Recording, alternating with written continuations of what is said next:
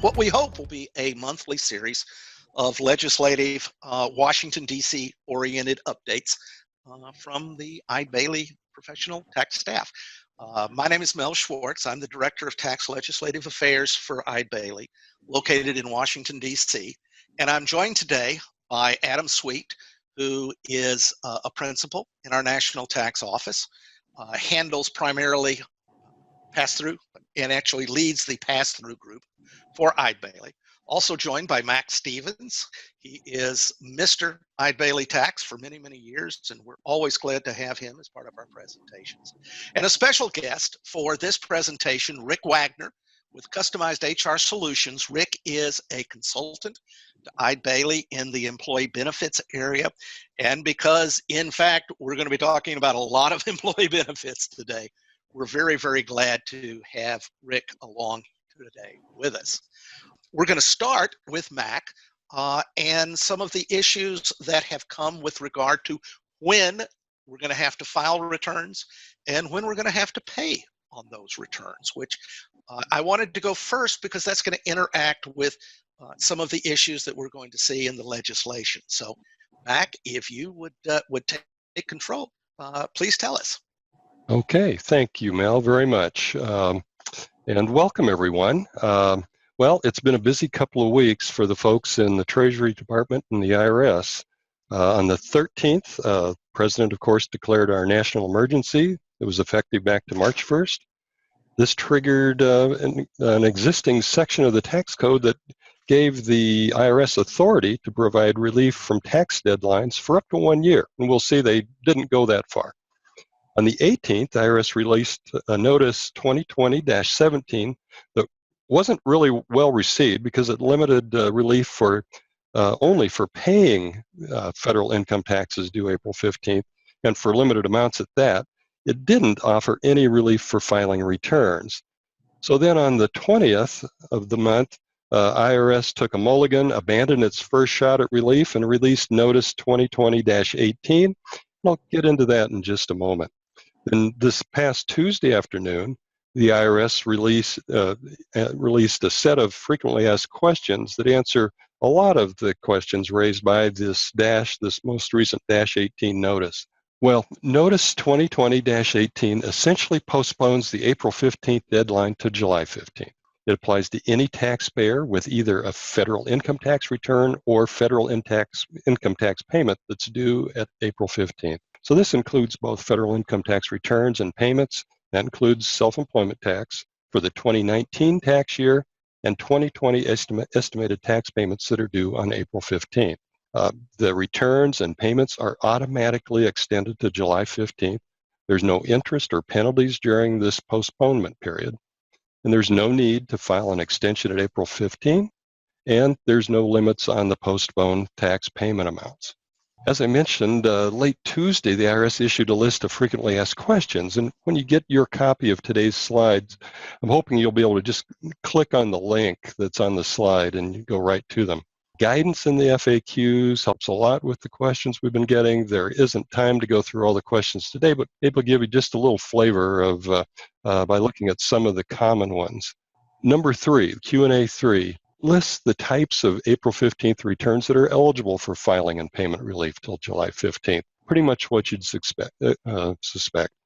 1040s for individuals, 1041s for trusts and estates, 1120s for corporations.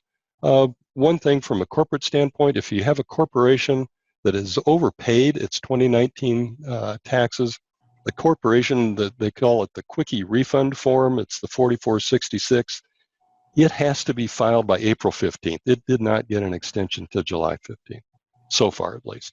Numbers 6 and 7 confirm there's no delay of filing and payment dates for payroll tax, excise tax, estate tax, or gift tax returns. So number 12 tells us that at July 15th, we can extend the filing date until October 15th, but not the payment. We need to pay the tax to avoid interest and penalties starting to run as of April 15th. Interestingly, they don't push it back to April 15th. Number 15, the relief applies only to federal returns and payments, so we need to check with state and tax agencies for state-by-state rules. While the first quarter estimated tax payment that's due April 15th is delayed to July 15th, the second quarter estimated payment still is due on June 15th. So for some taxpayers, they may be paying their second quarter estimate payment before the first quarter payment. And then two important FAQs, I think number 17 and 21 in the list, the 2019 contributions for IRAs and HSA, those deadlines are extended to July 15th. So key takeaways, individuals, calendar year corporations get till July 15th to file and pay their tax due for 2019 and their first quarter estimated tax payments. Need to pay the second quarter 2020 estimated tax payment at June 15th. And then check the FAQs and your tax advisor if you have any other types of returns to file, particularly involving state returns. This is just a screenshot of a portion of the FAQ so you can get an idea of what it looks like. The IRS will be updating the FAQs in coming days, we think. It's entirely possible they'll expand this relief to other types of returns and payments. They're getting a lot of pressure from a lot of quarters to do that. So keep an eye on that. And then now, that's sort of a summary of the IRS administrative stuff, and this program's intended to be a legislative update. There's a lot to talk about. We've got the Families First Coronavirus Response Act that was signed into law on the 18th of the month. It'll be effective April 1st. So-called CARES Act, that's, we think, going to the president sometime soon to sign once the House approves the bill. And then there's all sorts of indications that we'll probably see a round 4 soon. So with that, let's go to the first polling question. What is the federal filing due date for individuals? April 15th, June 15th, September 15th, or July 15th? And Mac, this is Adam, we had a bunch of questions come in just on the filing deadlines. I don't know if we can discuss them quickly or maybe just wait till the end. Why don't we go ahead and discuss them now while the issue's fresh? Okay. So one of the questions was, what about states? To the extent that you live in a state or you have an income tax liability to a state, do those states automatically also extend their due dates? Right. Thanks, Adam. No, they do not. But we're seeing a lot of the states recently, and I think looking forward, that will probably adjust to the federal guidelines. So that's we need to watch and check your state filing dates and payments requirements. The other question, and this is a common question we've even had, is what about June 15th, first quarter estimated payments, or second quarter estimated payments for 2020? What happens with those, one? And then two, could you make all your payments on July 15th and carry back, your refund to make it applicable as of June 15th? Right. Yep. Clearly, the second quarter payment is technically due at June 15th. We've certainly thought about, I don't know if we would want to give official advice, but it would seem that the could be an overpayment that would be able to apply an overpayment back and cover that June 15th payment. And that's it. Some of the other questions people were asking, they were jumping ahead to next parts of our presentation. Why don't we go ahead and move? Amy, do we have results for the polling question? Yes, we had 94% say July 15th. Well, excellent. I'm glad to hear that everybody is, or at least 90+% of you are paying very, very close attention to Mac's lead in. But as Mac said, this is the legislative update. And as we've said, we're going to try and now move to the two pieces of legislation that have, the Families First Act, which was enacted at the end of last week, and what we understand will be enacted hopefully still today, the CARES Act. This is the legislation that passed we do hope will be passed today. The president has said he will sign it when it is presented to him. There is a kerfuffle in the House. One congressman did indicate that he would prevent there being a unanimous consent passage, and they consequently have scrambled a number of members to get back in order to at least have a voice vote. There is a certain amount of posturing that is taking place between the two sides as to whether one of them will just demand that we have a actual roll call vote in the House. This seems to be more posturing than anything else. It is believed that there are sufficient number of congressmen who will be available today in order to at least pass the legislation by voice vote, which would get it to the president this evening and would allow the legislation to be signed and actually have an effective date as of today. Alternatively, if they are, for procedural purposes, forced into actually taking a roll call vote, we're probably looking at that occurring either over the weekend or on Monday. That would require a greater number of congressmen to return to Washington. And so that could delay by a couple of days. This will get good coverage in all the newspapers. I'm not going to worry about you're not being updated, but we will see this when the president signs. Having said that, let's move along to a discussion of the legislation that is enacted, the Families First provisions. And what we're going to focus on today is the paid leave requirements that are established for employers with fewer than 500 employees. And you can see on the slide here some of the basics. Essentially, there is a mandatory paid sick leave and expanded paid family leave for that group of employers. If you have fewer than 50 employees, you may be able to actually be excluded, at least with regard to some of the requirements.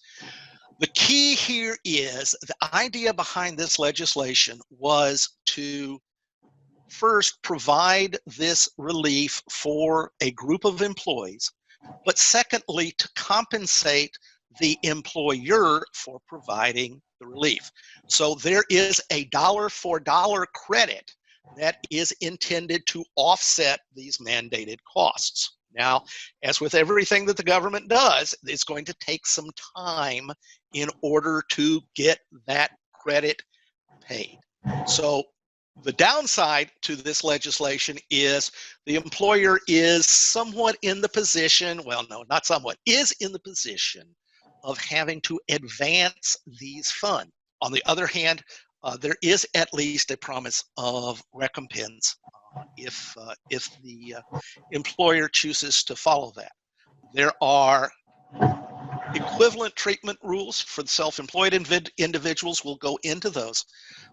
General effective date is April 1st of this year through the end of this year. Those are the periods to which this is going to apply. Moving on to some of the details, and you may have seen these before, but it's worth going through them again. The mandatory sick leave involves 2 weeks, really 10 days of paid sick leave, limited to $511 per day if the employee cannot work or telework because they are themselves quarantined or isolated related to the virus.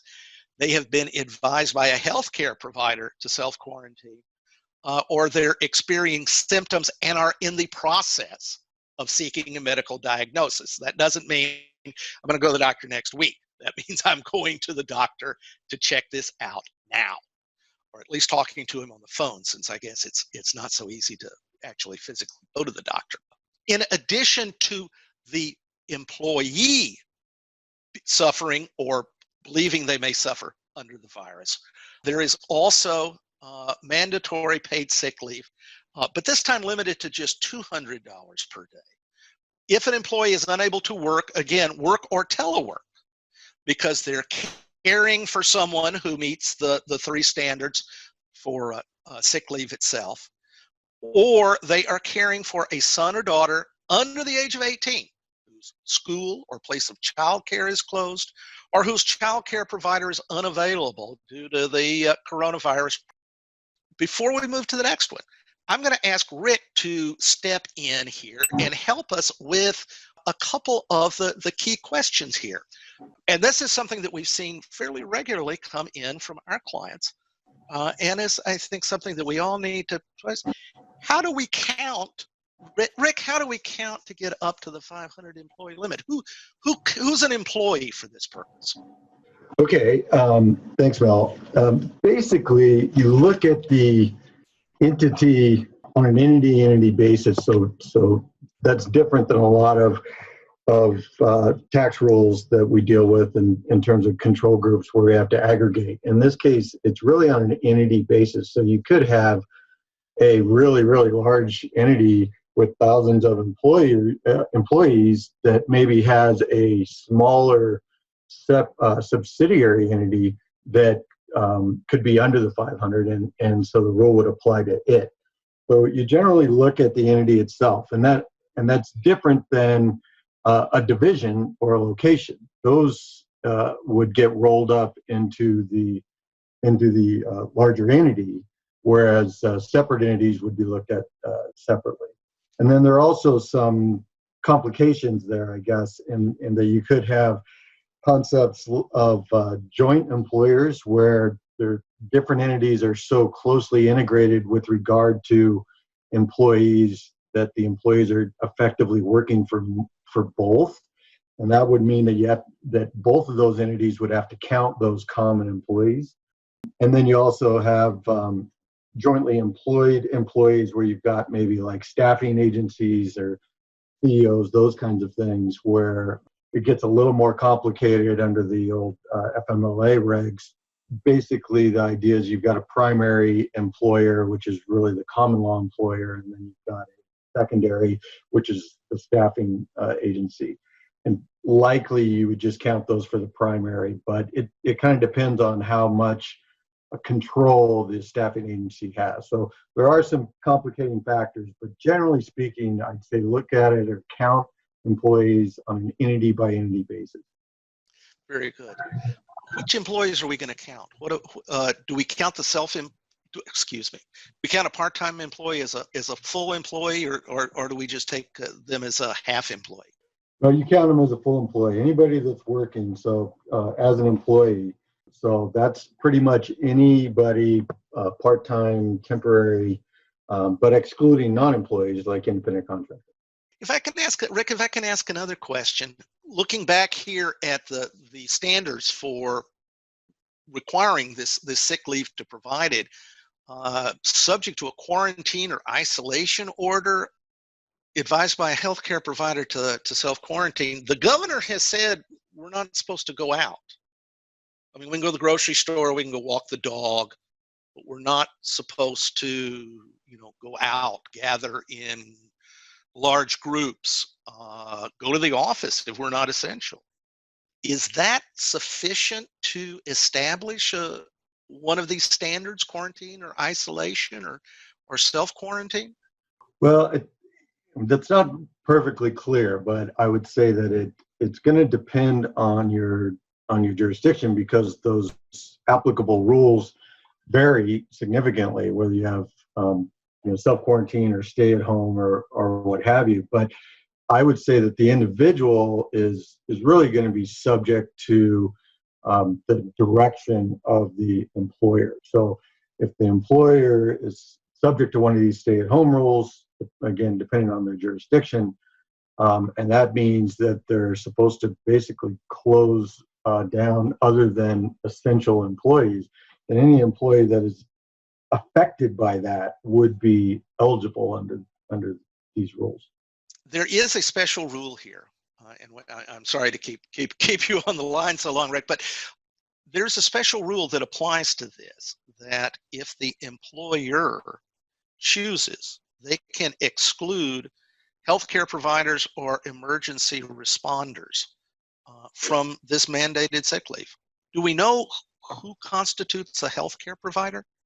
Yeah, we do. We're again, a lot of these rules are piggybacking on historic applications, such as the Family Medical Leave Act and the regulations they're under. So this is one of those. Healthcare provider defined under the old FMLA is basically a doctor of medicine or osteopathy, podiatrists, dentists, clinical psychologists, optometrists, chiropractors, nurse practitioners, nurse midwives, clinical social workers and physician assistants, provided that they're licensed in their jurisdiction and they're operating within the scope of their practice.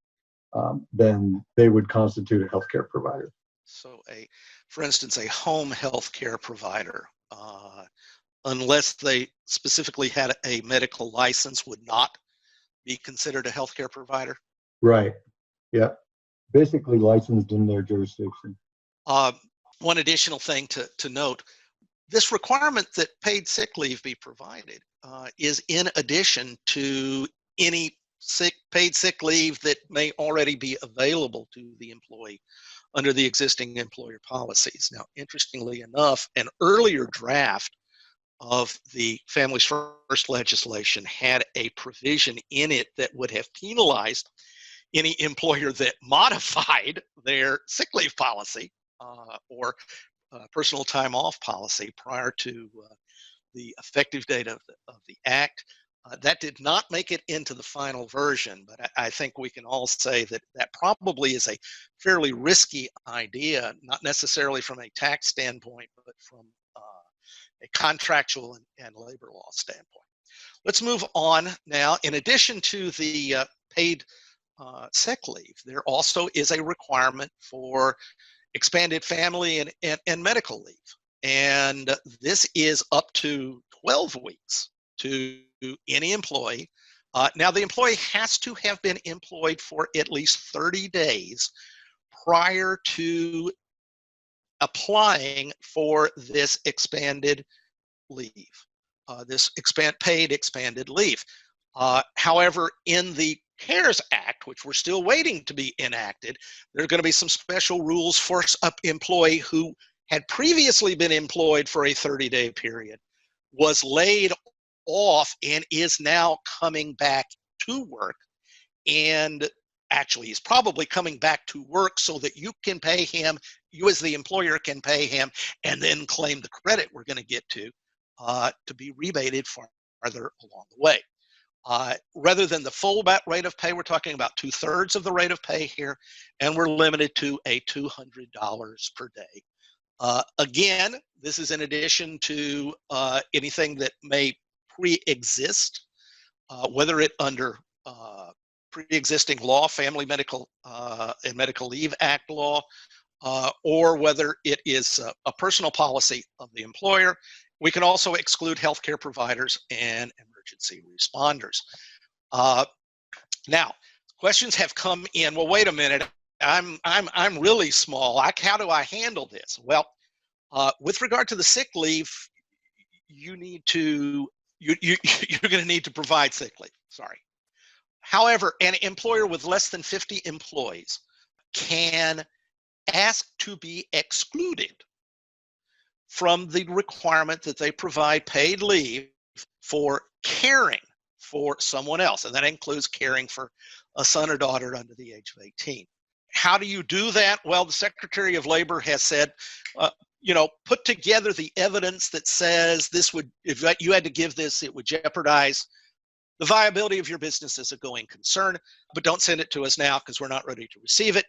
We'll tell you in the future what to do with that information, but clearly the best advice is write it out now and put it in a safe place.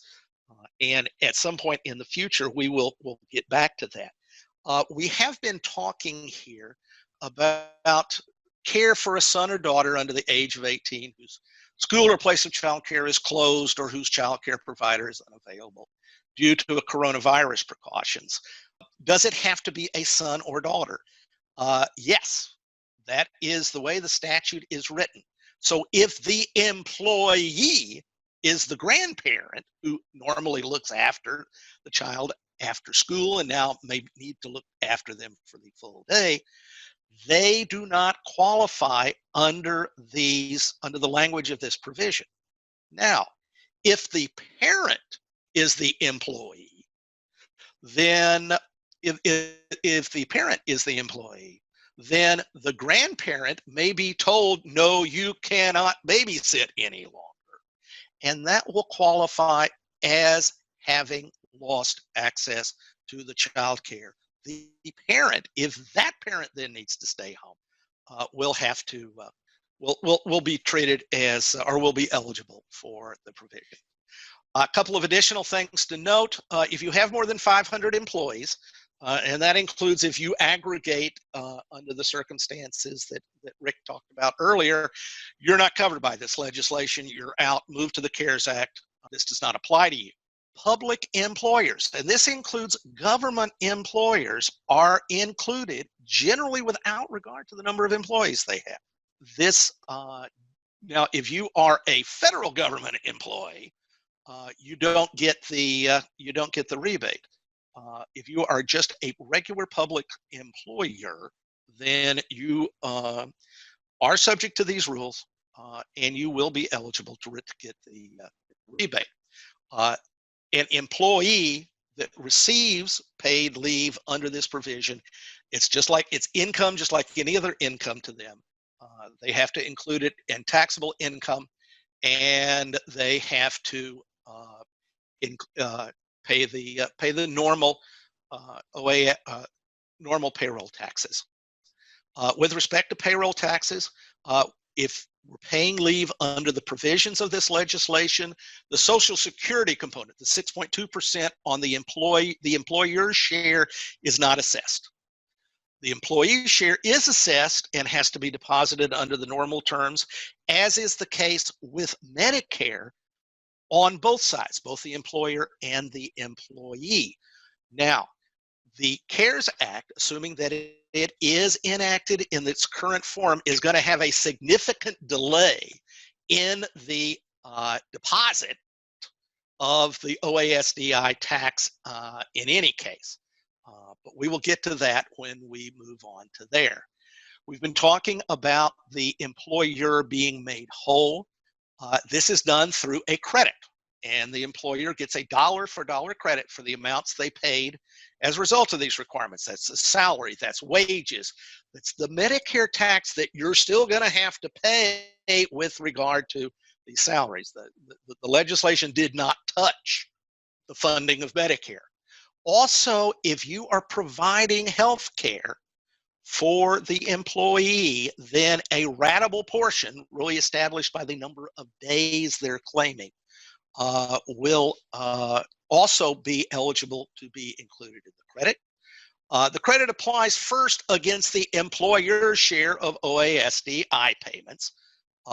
These are going to be deferred. Well, first of all, we don't have any related to this payment, but the other OASDI payments, the other Social Security employer components, are going to be, again, we think, deferred under the CARES Act. So that probably ultimately is a zero.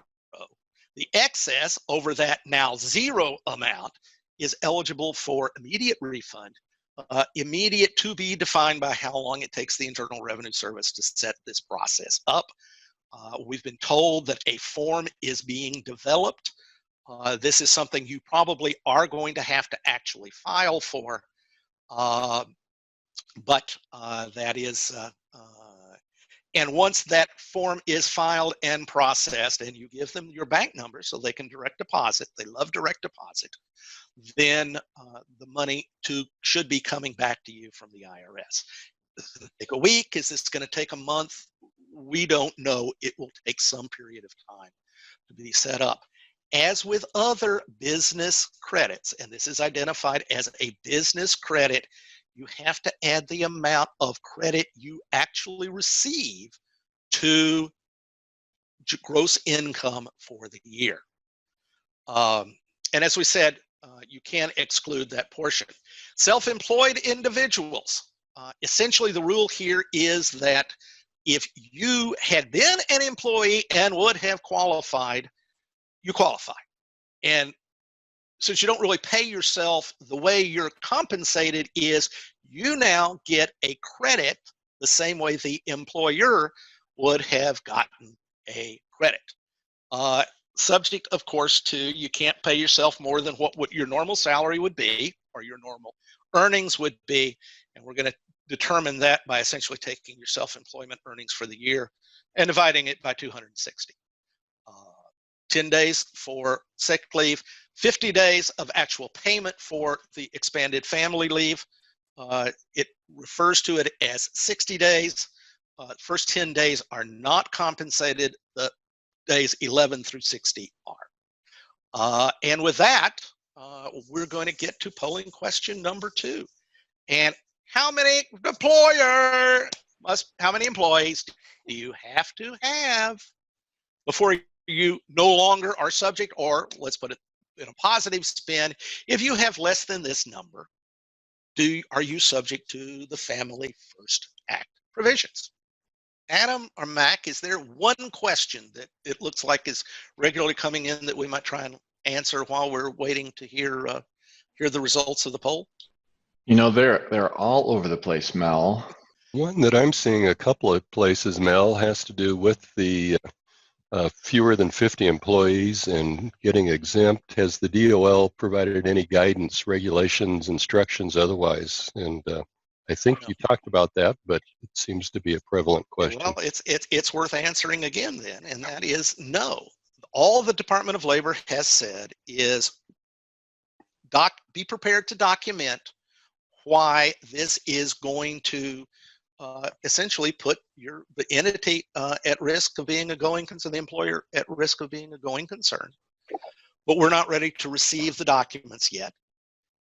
We will tell you when it is time to send them in. Now, the suspicion here is going to be that the DOL, particularly if they don't set some standards before April the 1st, which is what, next Wednesday, then are going to have to be relatively liberal in at least allowing you to elect out on this basis if you're under 50 employees and can make a colorable case, at least until they provide some additional guidance. But that is a conjecture on really my part.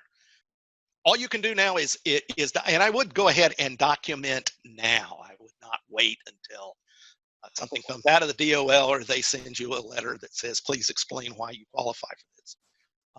Get it down now while it's fresh in everybody's mind. Amy, we ready to move on? Yep. So our results were 88% selected the 500. So. And we're interested in the one person who selected 100. We're going to assume that you probably just did not hit the right button there. If we can now move on. Let's see, do I have control, Amy, or do you? You do. Okay, lovely. Well, we're quiet. So let's move on, though. We'll see the slide here in a minute. There are 2 significant employment incentives in the CARES Act we do want to get into. One is a very broadened opportunity to take advantage, again, for employers with less than 500 employees that are, and this is an ability to claim small business loans. It is a new small business loan program. And again, it is the maximum loan is the lesser of either 2.5 times your average monthly payroll or $10 million. There are limits on what you can use it for. You can use it for payroll, keeping the health benefits going, interest on a mortgage, or even pre-existing debt that you have. You can pay for rent and utilities. There's going to be a maximum interest rate of 4% on this loan. It will be 100% guaranteed by SBA. And this is the key point.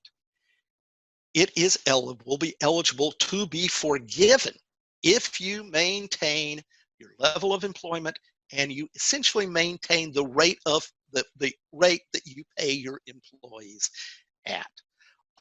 One mention here, I think that what we discussed earlier with regard to the affiliation of employees or affiliation of businesses in figuring out whether you are less than 500 employees, there's a very significant exception in this piece of the legislation. And that is if you are in an industry group that begins with the numbers 72, NAIC Group 72, which is primarily hospitality and food service businesses, then you are not subject to affiliation rules. And even better, if you have separate facilities, even if it is in the same entity, each of those separate facilities can measure the number of employees they have separately and potentially apply for more than one of these loans, even if the combined entity goes over the 500, would go over the 500 number. The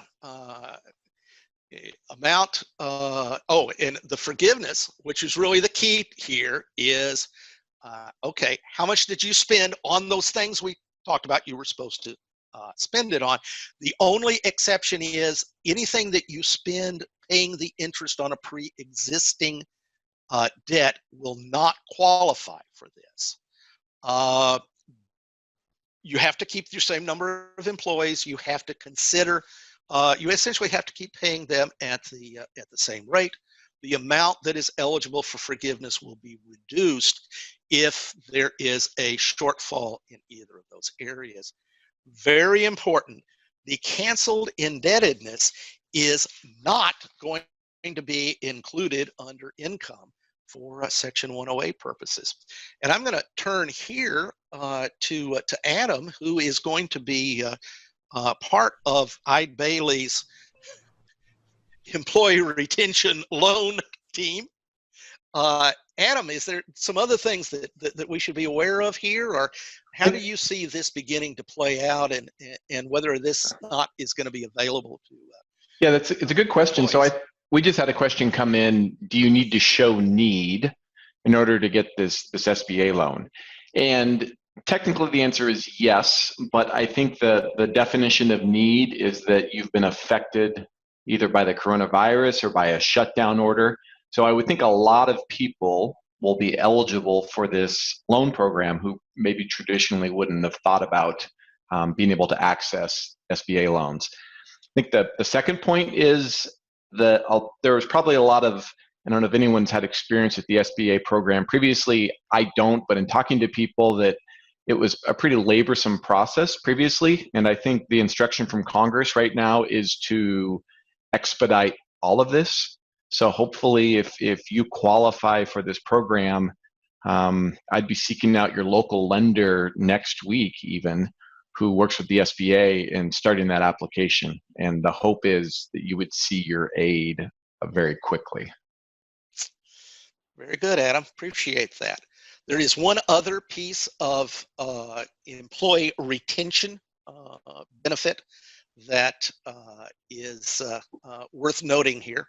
And that is a new employee retention credit. And this one does not require you to have less than 500 employees. This is available, it appears, to anyone, provided their operations were either fully or partially suspended during due to a COVID-19 related shutdown order. And this clearly is intended to cover the fact that the governor said people don't go outside, don't go to the restaurant, or at least don't eat in, that type of thing. And however that works out for Families First, pretty clear that the governor's order is going to be a qualifier here. You either had to fully or partially suspend, or else you can come back and show that at least for the period, for the quarter that you apply this for, and it's applied for on a quarter by quarter basis, you have less than 50% of the gross receipts that you had in the equivalent quarter of the prior year of 2019. The amount of the credit is 50% of the first $10,000 of wages and related health care costs paid to either employees who aren't working or have had to reduce the operations. If you have 100 full-time employees, if you have 100 full-time employees or less, it's just what your payroll was. What did you pay all employees during the period of suspended or reduced operations? Again, we have a limit here, March 13th, which was when the president declared the emergency, through the end of this year. You cannot count wages for which you're getting a refund under the Family First Act. And there are limitations here in interacting this with the I'm sorry, with the new small business loan provisions. What is the best approach? Because these three benefits do sort of interlock with each other, is probably going to depend on a certain amount of charting out the specifics. Do I want to put myself under the mandatories of the Families First Act and then receive a credit? Do I want to apply for the small business loan? Do I want to rely on this employee retention credit? Some employers will only qualify for one of the three. Others may qualify for more, and it's going to be important to take a look at how they interact. Some of our early tests are showing that probably that small business loan that Adam talked about is going to be, for many clients, the best approach to take. But again, this is going to be very distinctive to each employer, and I would urge people not to move too far.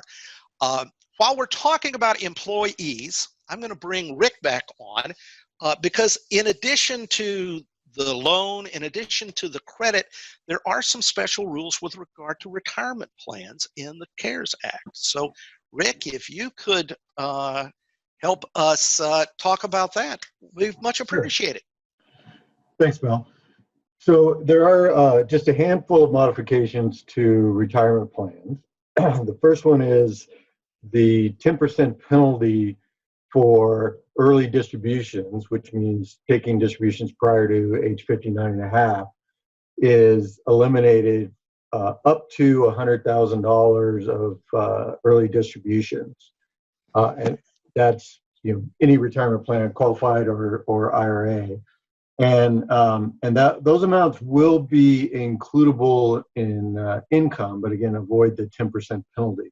So you can spread it out, the income recognition over 3 years, and you could repay it over 3 years and avoid the income recognition altogether.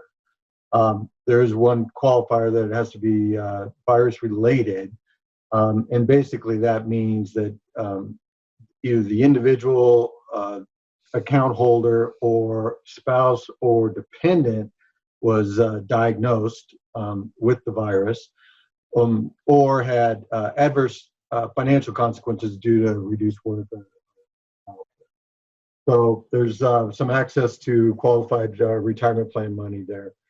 They've also liberalized the plan loan rules, increased it to $100,000 or 100% of the account balance. Historically, that's been $50,000 or 50%. So they increased the limits for the loans, and any existing loan payments can be pushed off into next year. So that's beneficial as well. The required minimum distribution rules have been waived for 2020. It seems a little counterintuitive in that we're trying to get more money in people's hands, but the reason that they did that is because the required minimum distributions are based on prior year-end balances. So that'd be 12/31/19, and because of the stock market effect, those that would kind of artificially inflate the size of the payment, since we've had significant reductions in those account balances. So that's why they waived that for the year. And then also on the defined benefit front, the funding requirements have been relaxed. So any minimum funding requirements for 2020 can be pushed off to 1/1. And then also they get to use the 2019 status, if you will, for determining what the funding levels requirements for those types of plans. So they basically get to take advantage of their prior accounts or asset sizes for determining what the required funding levels are.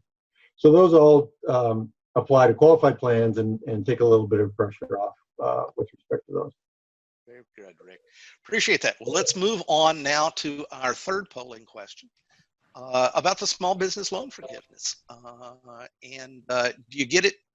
Do you get it all forgiven, or do you need to keep the number of employees up? And we had a couple of questions come in, Mel, about, if you take the payroll credit, or, are there rules against double dipping? If you take the SBA loan with the forgiveness, because so much of this aid is geared towards maintaining payroll. Yes. And so I think there are limits. If you use one provision or use one credit, it may limit your ability to make use of another provision. No, that's definitely the case. And I think particularly there's an interaction between the retention credit and the small business loan. There clearly is a connection between you. If anything that you're going to be compensated for, anything that you're providing under the Families First Act, you can't count at all for the purposes of qualifying for the two employee retention benefits in the CARES Act, in the small business loan or the retention credit. So it's sort of you need to choose one of the three. And again, I'd come back to saying which one is going to be the most beneficial is likely to depend upon very specific facts at each specific business. And you're just going to have to kind of run the numbers to see where you want to come out. There are some, if you're under 500 or under any of the rules, early indications are I would probably look to the small business loan first, but that is not going to be actually the choice in every case. And some employers may find one of the other two alternatives best. And certainly if you have more than 500 employees, then the only thing you really are going to be able to go to is the employee retention credit. And it's certainly, just to the SBA loans, it's certainly where Congress put the largest appropriation. Yeah. It was $350 or $400 billion, something well, like that. It was really I think in many ways it was really the key piece and what was originally the driver behind the entire legislation. It was put together by Senator Rubio from Florida in connection with the senator from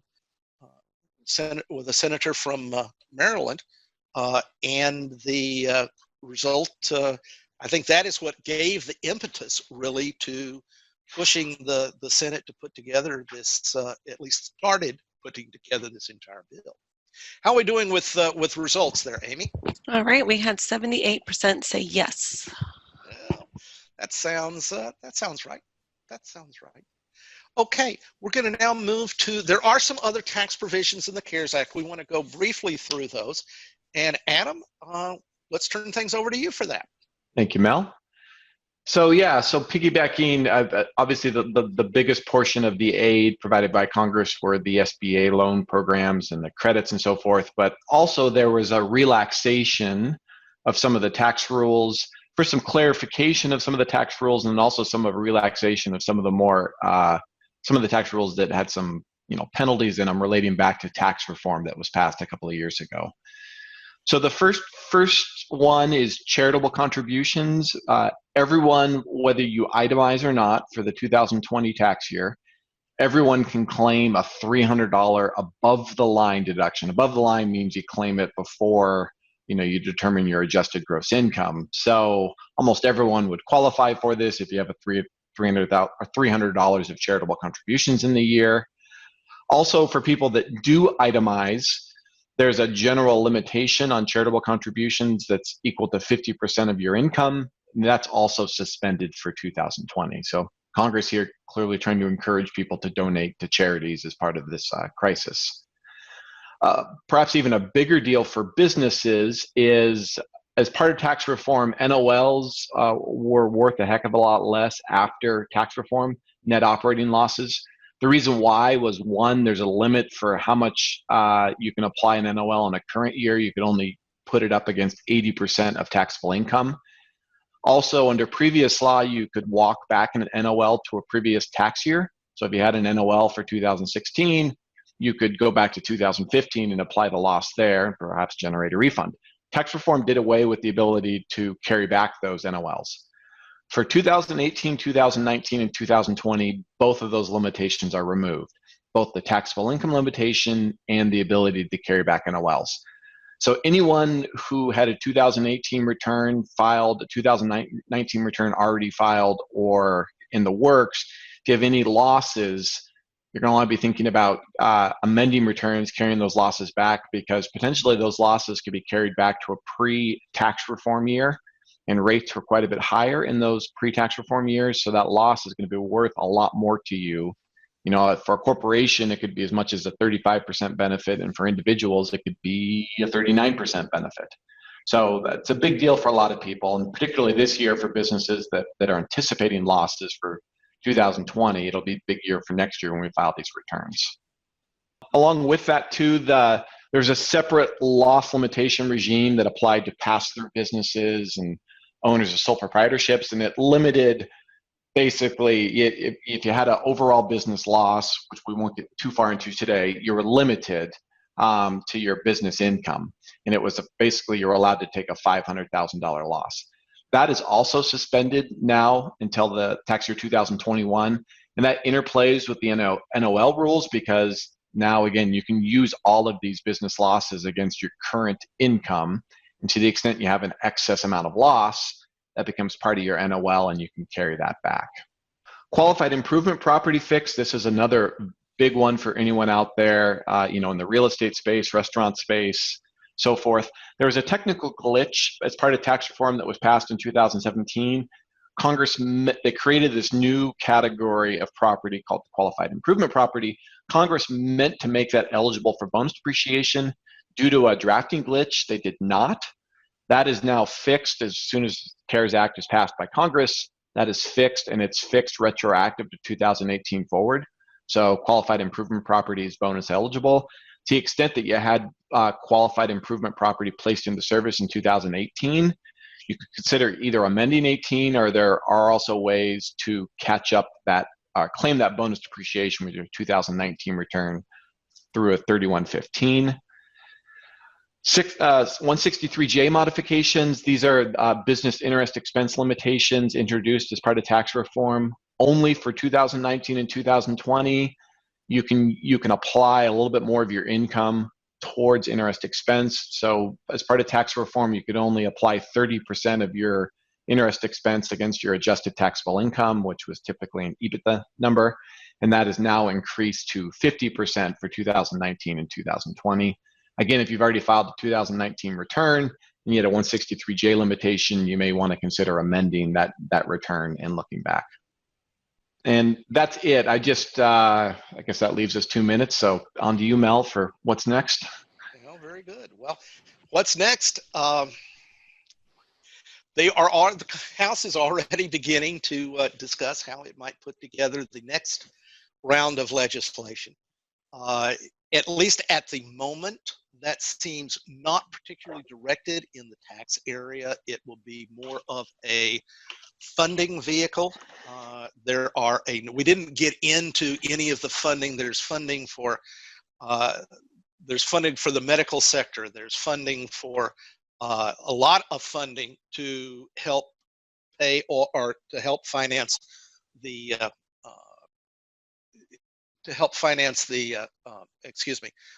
unemployment compensation. And I know we have a number of questions regarding, do I lay people off and let them go to unemployment comp? Do I try and keep them on the payroll? There are some fairly generous unemployment comp provisions in these two pieces of legislation.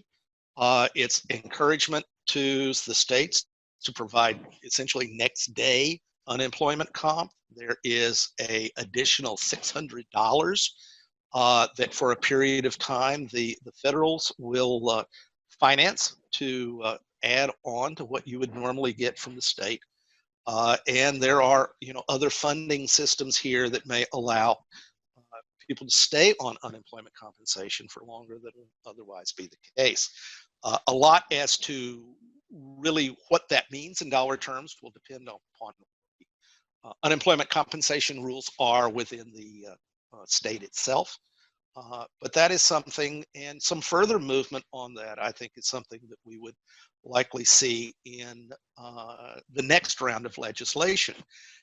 Is there going to be a next round of legislation? Well, if in fact we can all go back out by Easter, maybe not.